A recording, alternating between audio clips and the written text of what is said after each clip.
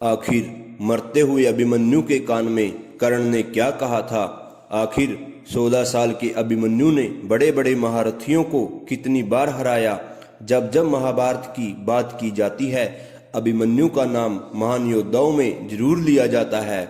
जिस उम्र में आज के युवाओं को ज्ञान नहीं होता, उस उम्र में अभिमन्यु ने महाभारत के अनेकों महारथियों के छक्के छुड़ा दिए थे। लेकिन अंत में भारी पराक्रम दिखाने के बावजूद अभिमन्यु वीर गति को प्राप्त हो गए। लेकिन सवाल यह है कि मरते हुए अभिमन्यु के कान में कर्ण ने क्या कहा था? यह पल था महाभारत के युद्ध के 13वें दिन का। कौरवों के सेनापति द्रोणाचार्य ने चक्रव्यूह की रचना की। चक्रव्यूह इतना शक्तिशाली था कि अगर कोई उसमें एक बार फंस जाए, उसका निकलना लगभग नामुमकिन ही था। कौरवों की ओर से सबने मिलकर एक षड्यंत्र बनाया कि वह अर्जुन को इस षड्यंत्र में फंसाकर चारों तरफ से उसके ऊपर हमला करेंगे, और अगर अर्जुन मारा गया तो पांडव तो वैसे ही युद्ध हार जाएंगे। उस चक्रव्यूह में अर्जुन नहीं फंसे, बल्कि उस चक्रव्यूह को भेदने के लिए पहुंचे अभिमन्यु। देवों के देव महादेव से मिले खास वरदान से जयद्रथ ने चारों पांडवों को चक्रव्यूह के बाहर ही रोक दिया और उस चक्रव्यूह में प्रवेश किया। अभिमन्यु ने, जैसे कि आप जानते हैं कि अभिमन्यु ने सुभद्रा के पेट में ही चक्रव्यूह में प्रवेश करना सीख लिया था, और उन्होंने इस चीज का फायदा उठाया। वह चक्रव्यूह में प्रवेश कर गए और उन्होंने बड़े बड़े योद्धाओं को परास्त कर दिया, जैसे कर्ण, द्रोणाचार्य और भी बहुत से योद्धाओं को परास्त कर दिया था। चक्रव्यूह में घुसते ही अभिमन्यु ने हाहाकार मचा दिया था। उन्होंने द्रोणाचार्य के धनुष को काट दिया था और देखते ही देखते कर्ण के ऊपर 8, प्रतिवर्मा के ऊपर 5 और शकुनी के ऊपर 22 बाण मारे।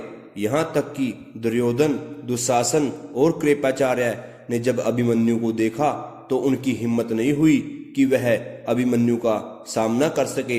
इसी बीच दुर्योधन के पुत्र लक्ष्मण और अभिमन्यु का भी युद्ध हुआ, जहां अभिमन्यु ने एक ही तीर से लक्ष्मण के सिर को धड़ से अलग कर दिया। देखते ही देखते दुर्योधन बहुत क्रोधित हो उठा और उसने कर्ण से गुजारिश की, सूर्यास्त होने से पहले ही इस बालक को हमें मिलकर मारना ही होगा।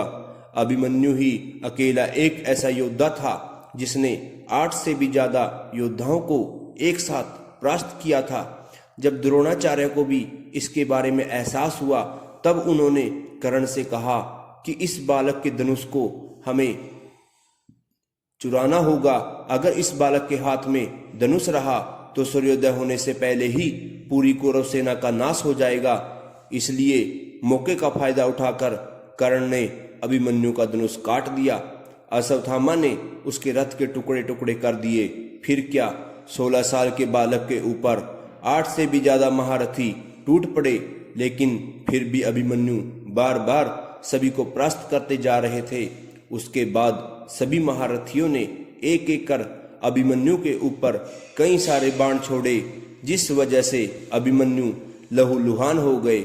लेकिन फिर भी उन्होंने रथ का पहिया उठाकर युद्ध को शुरू रखा। फिर वह क्षण आया जब अभिमन्यु के समक्ष पहुंचे स्वयं कर्ण, और कर्ण ने उन्हें धराशायी कर दिया। कर्ण ने अभिमन्यु को अपने पास रखा, फिर उनसे कहा कि हे वीर अभिमन्यु, विश्व के सबसे सर्वश्रेष्ठ धनुर्धर बनने की प्रतिस्पर्धा सिर्फ और सिर्फ मेरे और अर्जुन के बीच थी, लेकिन तुमने आज इतना पराक्रम दिखाया कि मैं चकित रह गया। तुमने यह ताज हमसे छीन लिया है।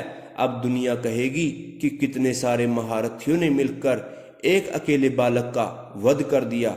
अब तुम इस नरक रूपी संसार को छोड़कर स्वर्ग चले जाओ पुत्र।